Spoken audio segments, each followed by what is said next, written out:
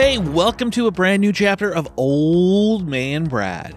Whether you are new to the show or returning for another chapter, thank you so much for giving this little horror podcast a listen. And if you love it, go drop me a review on your favorite podcast app. I would love to hear what you think of the show. So this chapter, I wasn't originally going to do a full episode on the new film Longlegs.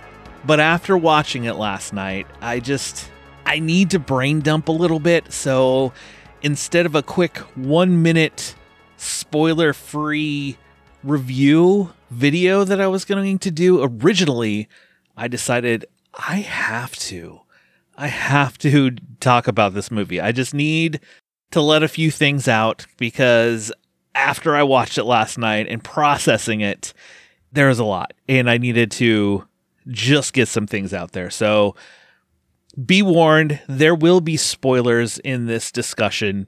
Go into this movie as blind as you can because it is a movie that needs to be seen. The less you know going in, I think the more enjoyment you will have. Before we jump into that spoilery-filled discussion, I just want to say, if you're in the Cincinnati area, come out to Frightful Fridays on the third Friday of the month. I host a horror screening, and our screening for July is The Blair Witch Project. It's coming up on its 25th anniversary, so come out to the Esquire Theater July 19th at 10 p.m., and let's watch a movie together. Okay, let's dig into Longlegs. Don't move. Is it scary being an FBI agent? The letter was left with the bodies. We have 10 letters like it over the past 30 years. And all of them signed with one word. Longlegs.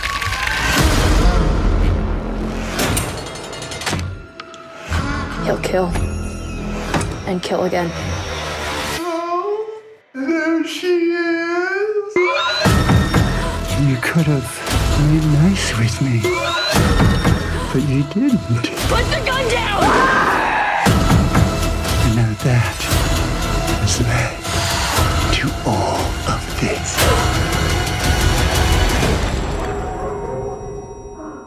In pursuit of a serial killer, an FBI agent uncovers a series of occult clues that she must solve to end his terrifying killing spree. This is written and directed by Oz Perkins, and it stars Maika Monroe, Nicolas Cage, Blair Underwood, and Alicia Witt. Those are our main cast members. I will say before I watched Longlegs, I haven't seen any of Oz Perkins' other films, such as the Hansel and Gretel that came out in 2020. I did want to see it, but I just never have. I've heard a lot of good things about The Blackcoat's Daughter, and he has one other film called I Am the Pretty Thing That Lives in the House, and that one I have never heard of.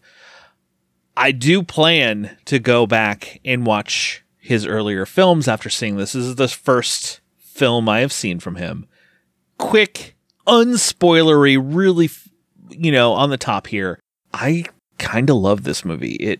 It was dark, it was dirty, it was twisted. It kind of gets under your skin. Not a lot. Like you've been hearing a lot of, this is the scariest movie of the year and it's going to stick with you for days. And it may stick with you for days. That is for sure. There are things that I've been thinking about since watching it last night. And I think that's kind of where I jump to. I need to kind of brain dump and talk about this movie because there are a lot of things that do happen. And I want to talk about the performances. I want to talk about all kinds of things.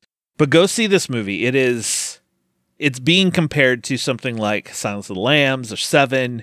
I mean, it has its similarities for sure. You have this FBI agent who is trying to solve this crime.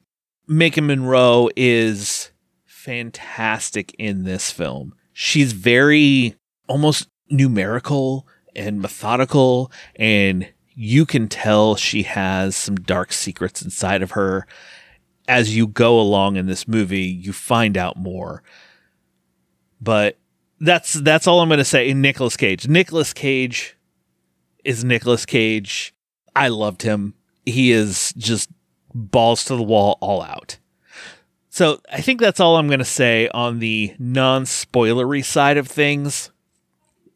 From henceforth, I'm going to dig into some spoilers because I want to talk about the performances, Nicolas Cage, various aspects of this story, because I just, like I said, I just need to get it out there.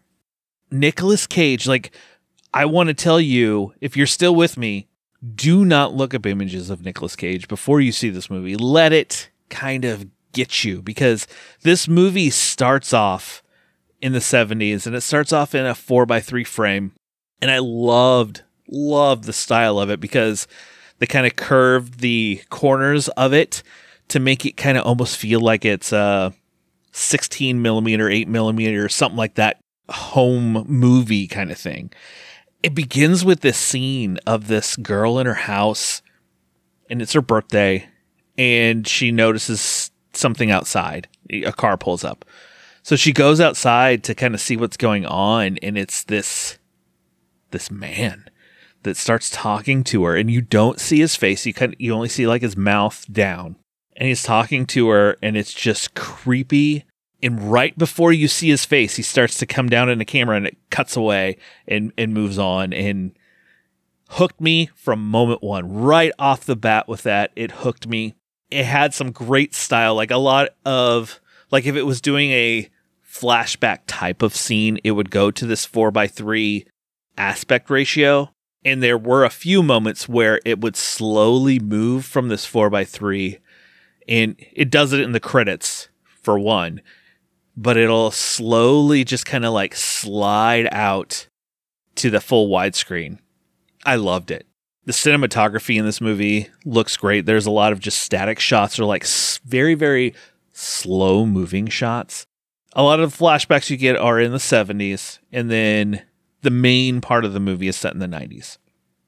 It's funny how they kind of tell you how it's set in each of those decades by a picture of said president on the wall. Like when it's in the 90s, you see Bill Clinton. There's one you're in a house, you know you're in the 70s because there's a picture of Richard Nixon. I found that kind of hilarious. But you know when you're going back because of the aspect ratio changes on the film. Digging into, like I mentioned earlier, people are giving it comparisons to, say, Silence of the Lambs. There is a lot of similarities in these films for sure. Like Monroe's agent, Lee Harker, she definitely gave off some vibes of Clarice. You kind of thought of Jodie Foster a little bit. I mentioned this before where she's very meticulous. She's very methodical. You can tell she's kind of a newer agent to this piece. In her first kind of big assignment, she teams up with her partner, and they're supposed to go door to door because they're trying to find this killer. So they're trying to get information, go door to door to talk to people. And she stops in this scene and looks at this house and is like, he's in there. We need to call back up. He's in there. And her partner is like, no, we don't need to call right now. This is our first, it's only our first hour. I don't think we need to jump to big conclusions and bring everybody in. He's like, I'll just go to the door and see. And it's just the slow pacing of this movie and how it just slowly builds things up as you go along is what I love. Like her partner walks to the door and you just have this dread the whole time. It's like this overarching something's going to happen. And you don't know when, where, or what.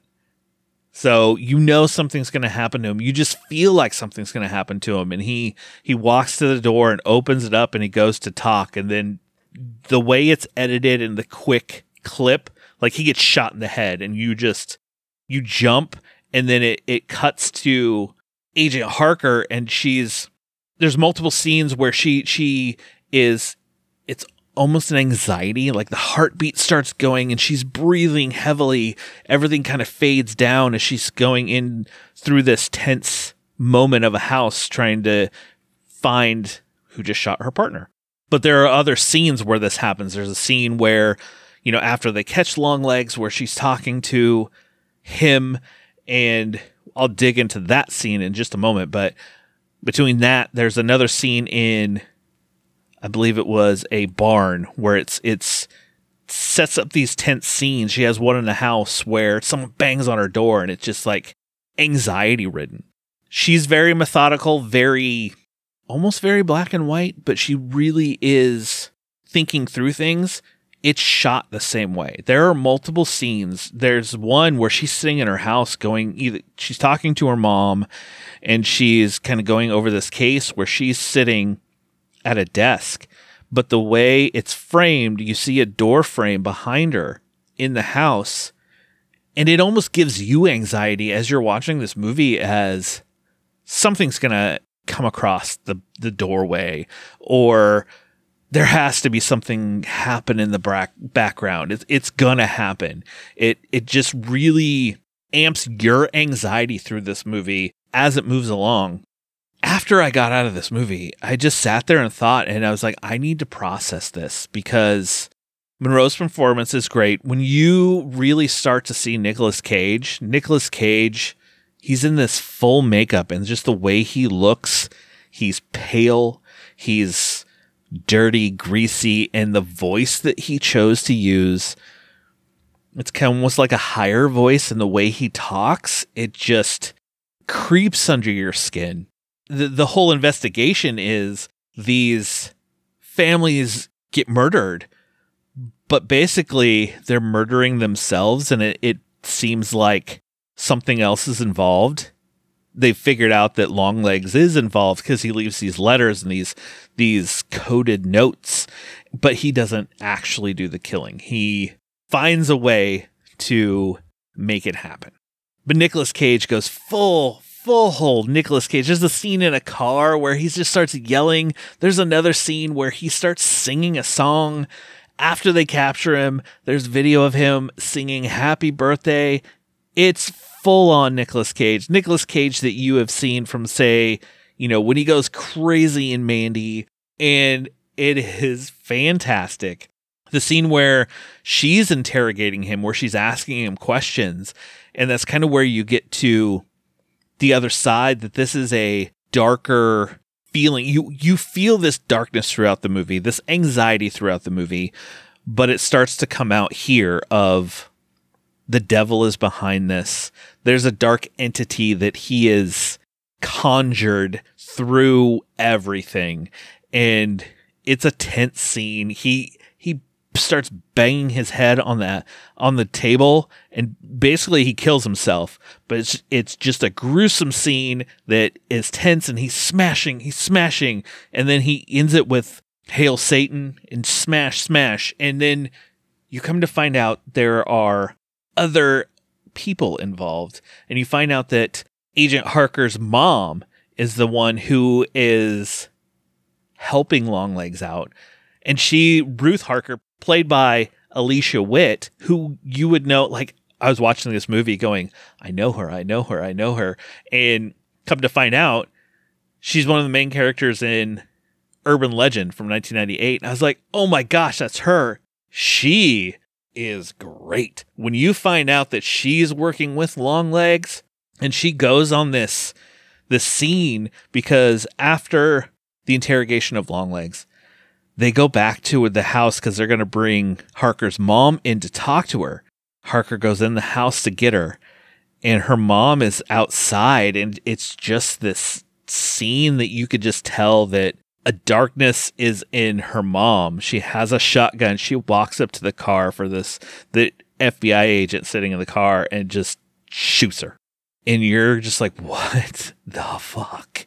I'm telling you, there is a lot in this movie that you're just going, what the fuck, a lot. But it works. It got me. It's, like I said, it didn't creep me out or scare me, but it just kind of sits with you. It does sit with you. And I've thought about this movie since I watched it last night, and just thought about the anxiety journey that this special agent has taken.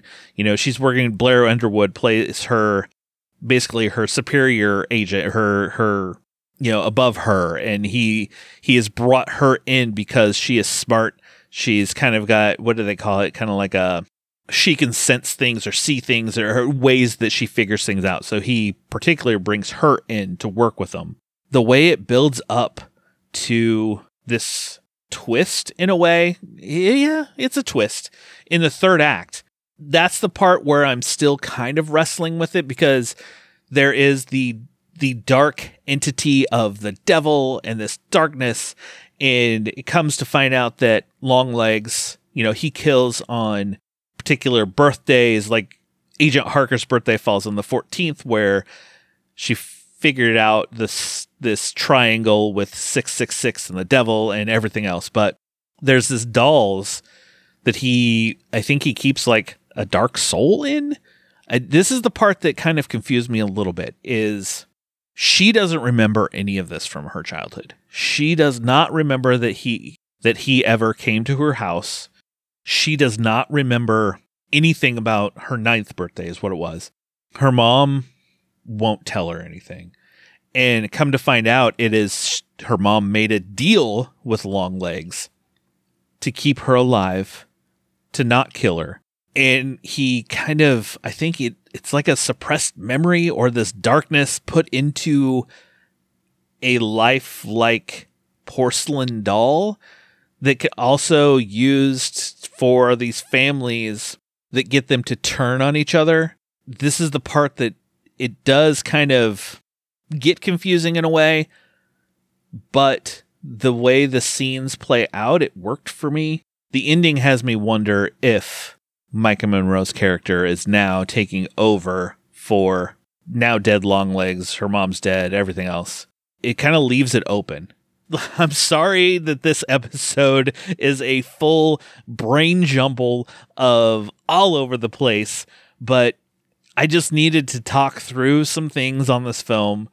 Ultimately landed at a 4 out of 5 on this film. It is sitting up there for one of the top horror movies of the year for me.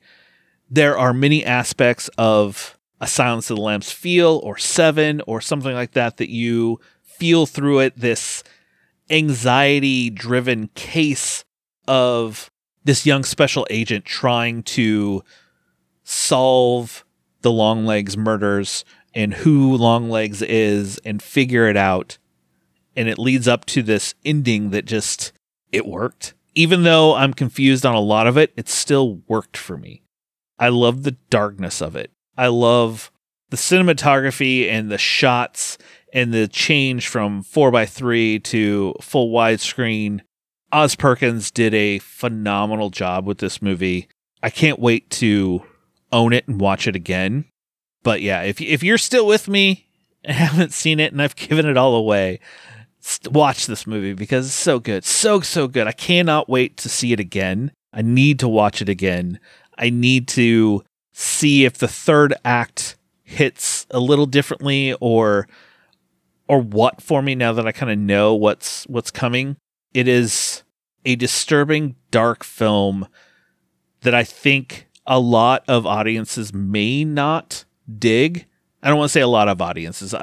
Maybe the common moviegoer may not love it. Horror fans, I think, will really get into this. I could see this movie through the years definitely getting a bigger cult following for sure. There are my ramblings on Longlegs. I know I rambled for a while, but I needed to just brain dump. I needed to get some of this out. I've been thinking about this movie since last night when I watched it, playing scenes over and over in my head, just trying to not make sense, but just trying to piece it all together on where I would ultimately put this movie. Like, is it the best movie of the year? Is it up there towards the top? It's definitely up there towards the top for me, especially the more I've thought of it. But yeah, I love this movie. I'm definitely going to go watch more of Oz Perkins films just to get a sense of his filmmaking. I cannot wait to see what he has in store for us next, for sure. Well, that will do it for a new chapter of Old Man Brad. I don't have any at-home streaming recommendations I want to give you because this wasn't planned out. Like I said, this was originally just going to be a quick 1-minute video that I was going to do, quick thoughts, but I needed to brain dump. You know, if I'm going to suggest anything, go search up Oz Perkins' other movies like I'm going to do, go watch some of those. I can't wait to see some other ones. I'll be back next week with a new episode. I think I put it in our last episode. I have a review for Oddity coming next week in my last episode for Lisa and the Devil. Since this one kind of got thrown in last second, Oddity's coming next week. Watch for that. Just subscribe to the show and you will never miss any chapter of Old Man Brad, whether it's the main show or my series, Tales from Tubi. Just subscribe and you won't miss it. Snuggle up in that blanket, turn off the lights, because it's okay to be scared. We'll talk to you later, everybody.